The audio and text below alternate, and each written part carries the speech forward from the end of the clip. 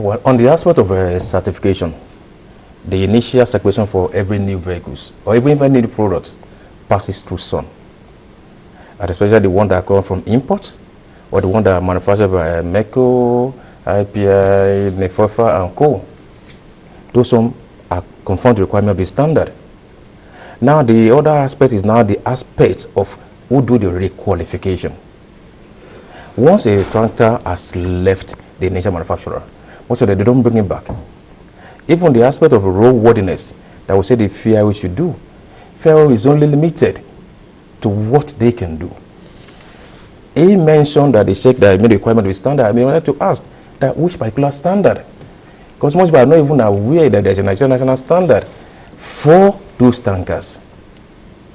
Now, if they when we elaborate the standard for the standards, the issue of accident was not that rampant.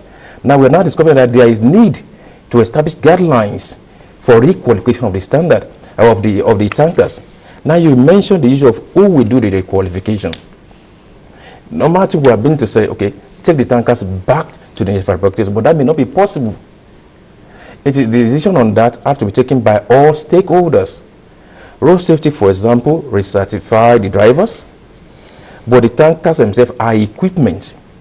And for you to recertify, you need equipment, pressure testing equipment. You need qualified welders. Basically, you need a recertification test centers to do it. The same way for maybe like LPG cylinders. I would say LPG cylinders every 5 years must be qualified. And there are test centers that have been established in collaboration with NDPRA. But even that, you know, it hardly ever takes place because lots of people buy those things and that's it. Years and no one takes it back and nobody checks. No, the LPG cylinder, the way the standard was configured, is so that while the working pressure is 6 bar, we decided to be able to withstand pressure of 30 bar, while the burst pressure is about 70 bar. So no matter what happens, it cannot get to the pressure where it can burst. But for tankers, because of the thickness of it, let me say thinness of the shell, the pressure is a bit low. But what we just do is that a tanker is supposed to be filled up to 90% of the volume, and because maybe temperature increase and vapor pressure, is able to at least withstand a reasonable amount of pressure without leakage. Is that adhered to? Is there a way to ensure that it's adhered to 90%? At the initial coming out, it is done. But the qualification now, we are saying that actually the assignment will be given to the National Technical Committee.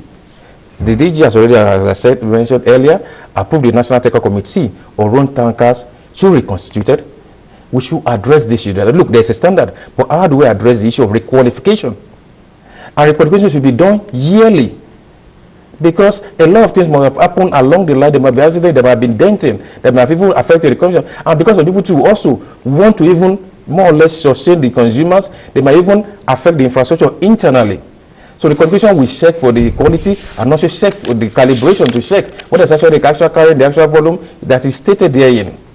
So we need basically the decision on that will be taken by a National Technical Committee that's being reconstituted. And I mentioned earlier that it is part of it, the road safety is part of it, NTA is part of it, and other stakeholders will be part of it.